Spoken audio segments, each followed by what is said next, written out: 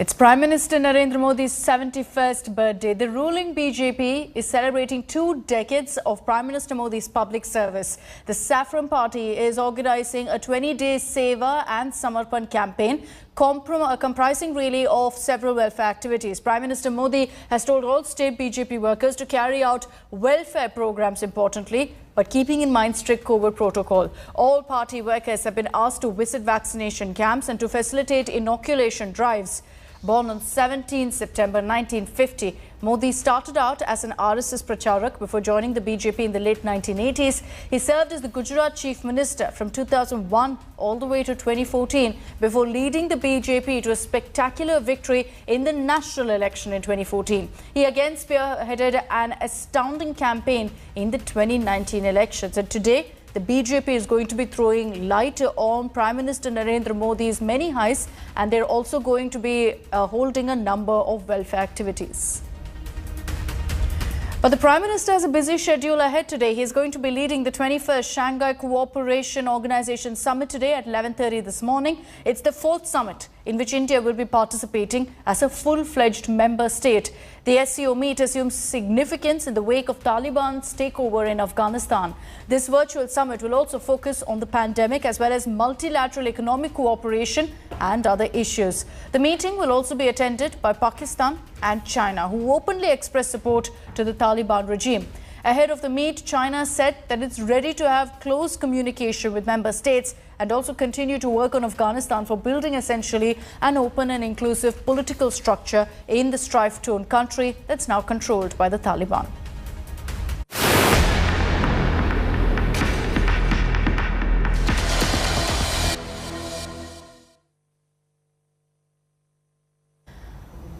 And this morning, let's get you also the latest updates on the investigation into the Pak-backed terror module. A crucial meeting of the anti-terror squad chief, the SOG and also the intelligence agencies of 11 states is going to be held today in the Delhi police headquarters at 10 a.m. The purpose of the meeting will be essentially to share better coordination with all the ATS officers of different states and also receiving intelligence inputs at the earliest. Sources say the terror threat after the Taliban takeover in Afghanistan and what will be the change in terror activities in India will also be discussed in great detail.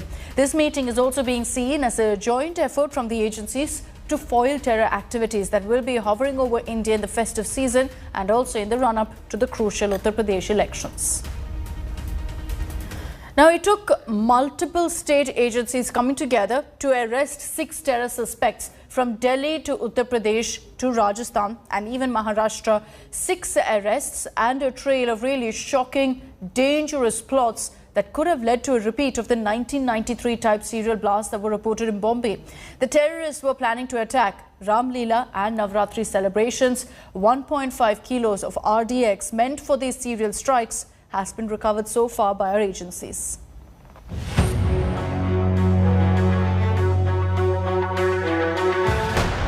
A plot to reenact the devastating 1993 Mumbai serial blast. This was the terror brief given by the handlers in Pakistan to the now busted terror module. The interrogation of the 6 arrested terrorists revealing disturbing details of a Bleed India plot. The accused in grilling revealed that they were asked to execute an attack like the 1993 Bombay bomb blast, which ripped through Mumbai, killing over 250 people and injuring nearly 1,500. Probe agencies say the module had identified potential target areas to inflict maximum deaths and damages. 1.5 kilograms of explosive RDX meant for the serial strikes has so far been recovered. The arrested terrorists have also revealed names of sleeper cell members. The agencies are also looking into a possible Khalistani terror link as well. Police and intelligence officials are cross-checking if the recovered ammunition and explosives match the recovered IEDs, weapons, grenades, tiffin bombs recently seized from terror-accused Jasbir Road in Punjab. Road is the nephew of slain Khalistani terrorist Bhindranwale, killed in the 1984 Operation Blue Star. India Today has also scooped inside story of Delhi cops' big terror chase, which helped to foil the Ram Leela Navratra and UP polls attack. Sources say that agencies were monitoring Jan Mohammad's movement, who was in constant touch with Osama. Special cell corps, alerted by central agencies, boarded the same train which Jan Mohammad took from Mumbai to Delhi. Sensing presence of cops, he tried to get off in Kota but was nabbed. His arrest led to apprehending of other suspects. With grilling of accused underway, more shocking details are likely to tumble out in the terror probe. With Shreya Chatterjee, Bureau Report, India Today.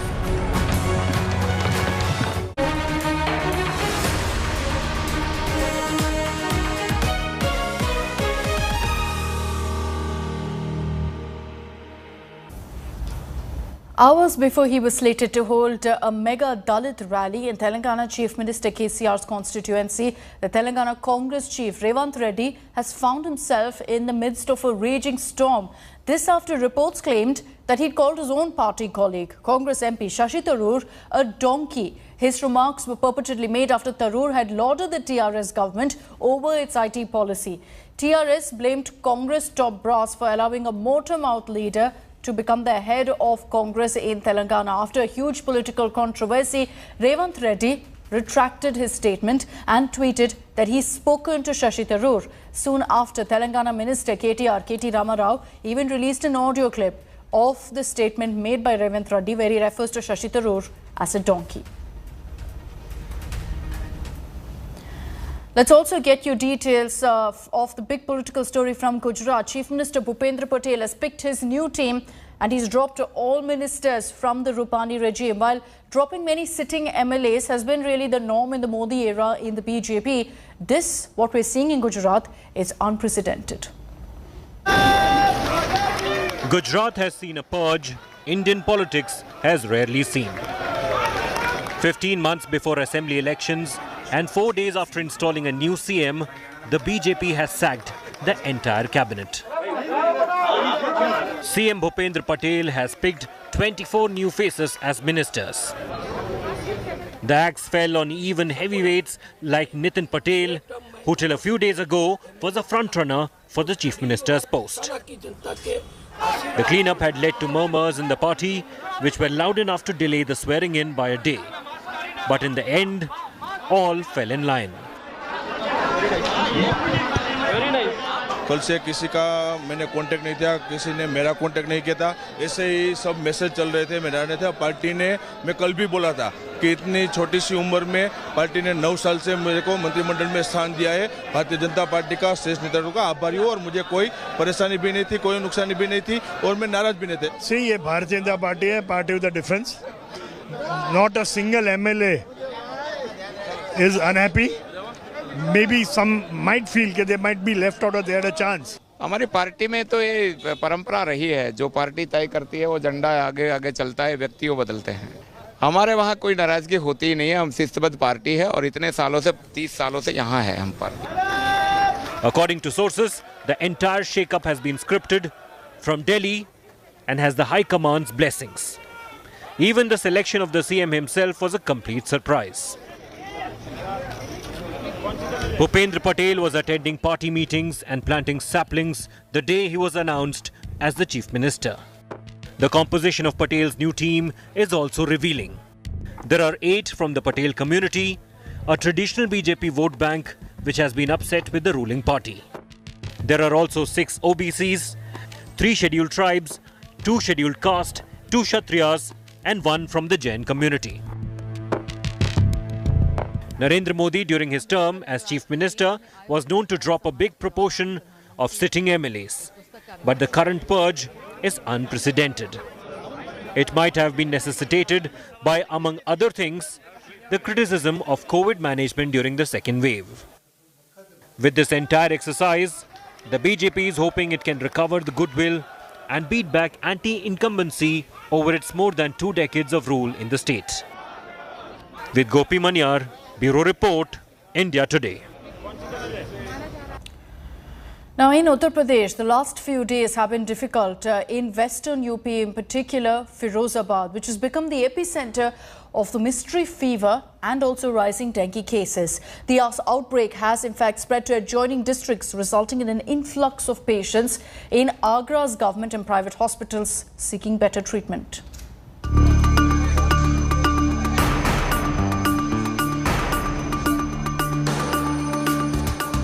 This is the Sarojini Naidu Medical College and Hospital, the largest government healthcare centre in Agra. Now it is crowded with patients, most of them complaining of high fever and dengue symptoms. While Firozabad district remains the epicentre of the viral fever outbreak, many patients are being referred to government and private hospitals in Agra. And the affected include many children. Doctors at the Sarojini Naidu Medical College say they are treating 250 patients on an average every day. हाल फिलहाल बोल सकते हैं 15 से 20 दिन, एक महीना, इससे ज़्यादा की बात तो नहीं है। यही सर्ज है। औसतन कितने लोग रोज जो बुखार से पीड़ित हैं? औसतन बोल सकते हैं आप 200 से 250 लोग तो मिनिमम आते हैं।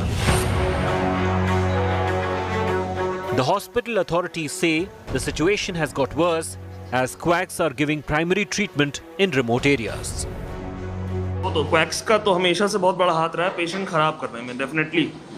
बिना उनके पेशेंट खराब ही नहीं, प्राइमरी केयर पे वो लोग गलत ट्रीटमेंट देते हैं, उसकी वजह से हम लोग यहाँ टर्शियरी केयर पेशेंट बहुत ही खराब स्थिति में आता है। Private hospitals are also feeling the pressure. Many are patients referred from villages. 23-year-old Shamshuddin has come to the Saraswati Hospital from Firozabad after facing complications. Prem hospital थे। अच्छा, वहाँ private hospital ले गए थे? हाँ। वहाँ नहीं रखा उन्होंने? उन्हें मतलब रात के 12 बजे छुट्टी कर दी, होने की रात और काट लेंगे, सुबह ले जाएंगे कि तुम्हारी गारंटी है, लिख के दे दो यहाँ पर कागज है। अच्छा। तुम्हारे मरीज कोई मतलब हम गारंटी नहीं ले रहे। तो आप सीधा फिर आगरा ले गए? फिर आगरा ले गए। 10-year-old Deepa too has come from Firozabad seeking treatment at the Apex Hospital, one of the biggest private healthcare facilities in Agra. She is showing dengue symptoms. Her platelet count has dropped to 28,000. एक दो दिन बुखार आया है, शेरशाहगंज से दवाई ली है, वहाँ दर्द बंद नहीं हुआ है। एक दिन फिरोजाबाद ड्रामा सेंटर में दिखाया है, वहाँ भी कंट्रोल नहीं हुआ है, फिर इसमें आए हैं। Doctors at Apex Hospital say most patients are suffering from dengue. अगर रेशियो बात की जाए तो लगभग अगर 10 पेशेंट अगर देखे जाएं तो लगभग 8 पेशेंट फैजाबाद के हैं और सभी फीवर से हैं। रिपोर्ट्स में पता चलता है कि डेंगू। कितने % लोगों को डेंगू की शिकायत सामने आई? लगभग 80% पेशेंट्स डेंगू के आ रहे हैं।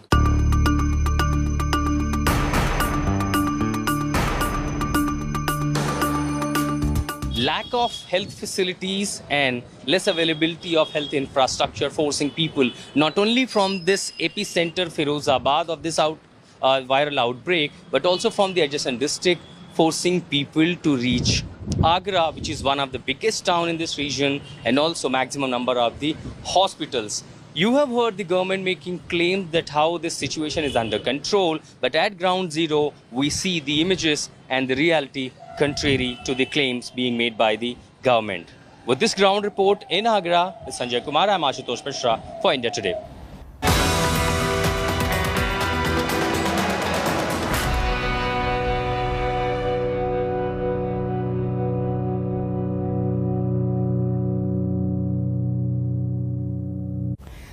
Indian captain Virat Kohli has dropped a bombshell just before the T20 World Cup. Virat has announced that he'll be stepping down as the captain of the T20 international side after the World Cup next month.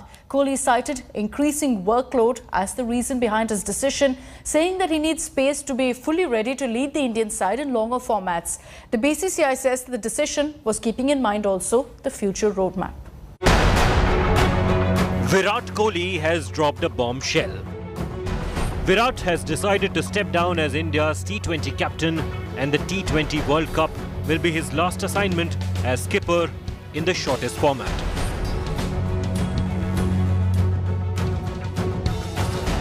However, he insists that he will continue to lead India in ODIs and Test cricket. There were already reports floating around about the possible change at the helm after T20 World Cup. But Virat himself chose to end the speculation with the announcement. As captain, Virat's record isn't too bad. He has led India in 45 T20 internationals and has won 27 of them with India losing just 14 of those. It's the failure to win a major ICC trophy during his tenure that may have prompted the decision. Whether the decision was Virat's own or was it a preemptive move by Virat, who may have been given a nudge by the higher-ups. Virat broke the news with a social media post in which he said that playing all three formats for the last 8 to 9 years and leading the team for 5 to 6 years has taken a toll on him and he needed to give himself some space.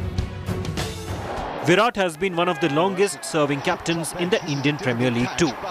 But even there, he has not been able to lift the trophy in so many attempts. He has led Royal Challengers Bangalore in 132 games, winning 60 and losing 65, which means his team has lost majority of the matches under his leadership.